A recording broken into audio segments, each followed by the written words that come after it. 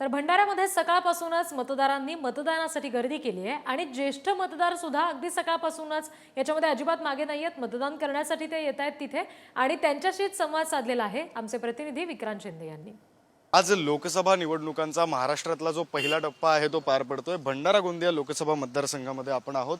खरं तर आजी आजोबा जे आहेत त्यांनी मतदान केलेलं आपण पाहतोय। त्यांच्या हातावर आपल्याला शाई पाहायला मिळते। आपण त्यांच्याशी बातचीत करूया।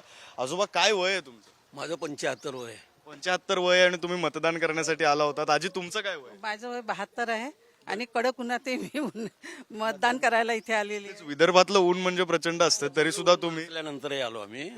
मतदानाचा हक्क तरुणांनी सुद्धा आता मतदान करायला पाहिजे। आम्ही म्हातारे जर करतोय तर तरुणांनी सुद्धा पुढे येऊन आपला मतदानाचा हक्क बजावायलाच पाहिजे। आजी, तुमचं काय आव्हान? हा, माझं असं म्हणणं आहे की तरुणांनी आपला अधिकार आहे तो आपला बजवायला पाहिजे। उत्साह सुद्धा पाहू शकतोय त्यांच्या चेहऱ्यावर आणि त्यांनी जे आवाहन केलेलं आहे की तरुणांनी सुद्धा सर्वांनीच मतदानाचा हक्क बजावला पाहिजे, ते आवाहन फार महत्त्वाचं आहे। दोघेही 70 पेक्षा जास्त वयाचे, मात्र त्या दोघांनीही या विदर्भातल्या उन्हात येऊन मतदान केलेलं आहे आणि तरुणांनी सुद्धा मतदान करावं असं आवाहन त्यांनी केलंय। कॅमेरा पर्सन सुरेश सह, मी विक्रांत शिंदे, पुढारी न्यूज, भंडारा।